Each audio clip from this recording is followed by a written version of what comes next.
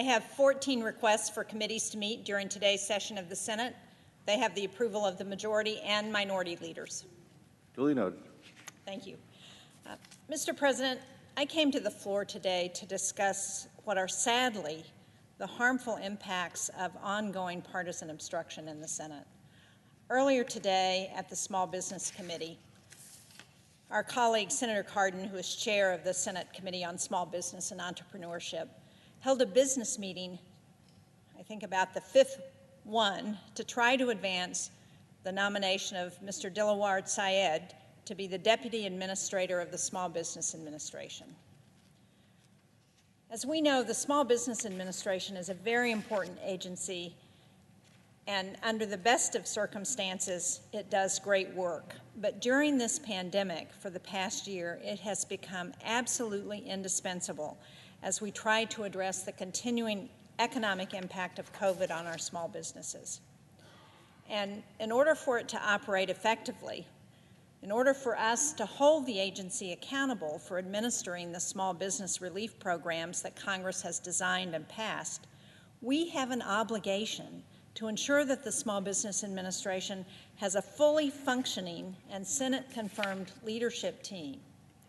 Unfortunately, as Senator Cardin, Chairman Cardin, and others witnessed just a few hours ago, Republicans again on the Small Business Committee, all of the Republicans on the Small Business Committee have orchestrated a complete blockade of Mr. Syed's nomination, preventing it from even coming to the floor of the Senate for debate and consideration.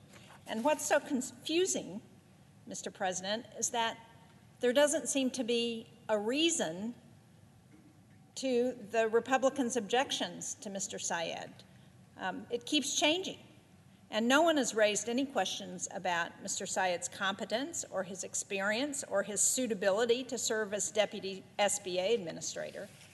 In fact, several months ago, we tried to advance the nominee in our first effort in a business meeting by a voice vote, and several of the Republican members of the Small Business Committee, who are now participating in this obstruction, voted yes at that time, including the ranking member.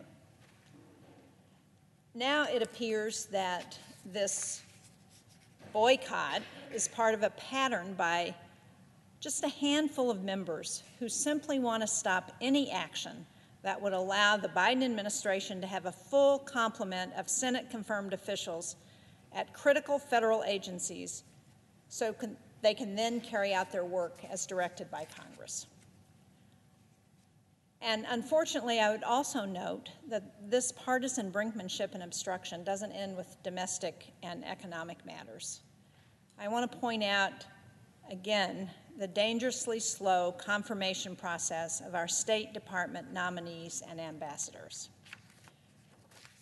Again, we have a few members, Republican members of the Senate, who are not just threatening our economic recovery and the health of our small businesses, they're threatening our national security by slowing the process to schedule nomination hearings for qualified nominees and by placing holds on their confirmation because of their own personal political issues.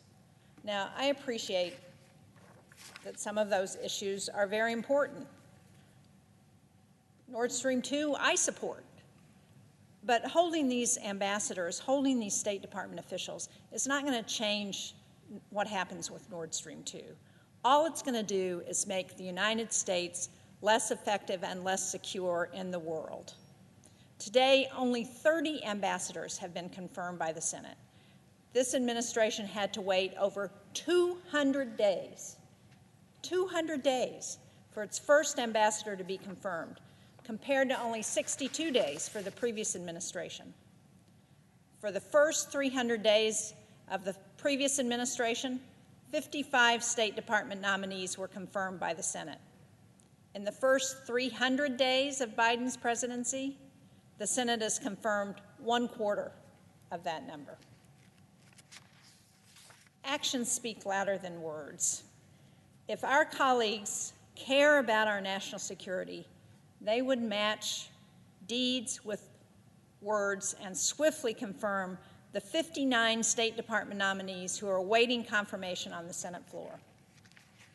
And unfortunately, the holdup is not only on the floor of the Senate, but also in the Foreign Relations Committee. 11 nominees in committee are awaiting business meetings, and 21 haven't even been able to have a hearing to advocate for themselves and their qualifications. And what's worse, from my perspective, the nominations that are being affected by this obstruction are disproportionately women. And in a foreign service where men still outnumber women and where we are trying to become a more diverse State Department, it's critical that we confirm these qualified women. Amid increased Russian aggression toward our Ukrainian allies, it's particularly important that we confirm without delay the nominee to be ambassador to NATO, Julie Smith. How can we advocate for American interests abroad? How can we represent American citizens abroad? How can we support our economic interests if we don't have people in place who can do that? And when we look at the increasing global threats to the United States, operating with a depleted diplomatic corps jeopardizes our national security. It jeopardizes U.S. interests and the safety of Americans at home and abroad. The political games that are being played by a few members of this body are risking very serious consequences. And I see my colleague from Ohio, who is the co-chair of the Ukrainian caucus, has come in. Perhaps he would work with me to try and get Julie Smith, our ambassador to NATO, confirmed so that we have somebody there who can help as we're looking at the crises that are happening in Eastern Europe. I know we can work together in a rational, bipartisan way to address our country's basic needs because we've just seen it. We saw it with the bipartisan infrastructure bill that was just signed this week. Confirming presidential nominees is one of the most fundamental responsibilities of the Senate. It's the heart of Article 2 in the Constitution. What we have seen to date is no substantive objection to the nomination of Dilawar Syed to be Deputy SBA Administrator, or to the nominations to fill numerous critical national security and foreign policy positions. This is obstruction for obstruction's sake, and it has real, very real consequences for our country, for our small businesses, for our national security and foreign policy. And I hope that we will be able to work together on both sides of the aisle to address those nominees who must be confirmed if we're to represent American interests at home and abroad. Again, I want to thank Chairman Cardin for his hard work as head of the Small Business Committee and for the work that he has done on the Foreign Relations Committee as we've tried to address those people who need to be confirmed. And obviously, he's worked very closely with Senator Menendez, the chair of the Foreign Relations Committee. And these are two committees that I have the honor of serving on. And they've historically operated in a very bipartisan, very collaborative basis. And so that's why it's so disheartening to see the breakdown that's occurring. So I hope our colleagues will have a change of heart. We'll be able to move forward. We'll be able to work together. And I look forward to doing everything I can to make that happen. Thank you, Mr. President. I yield the floor.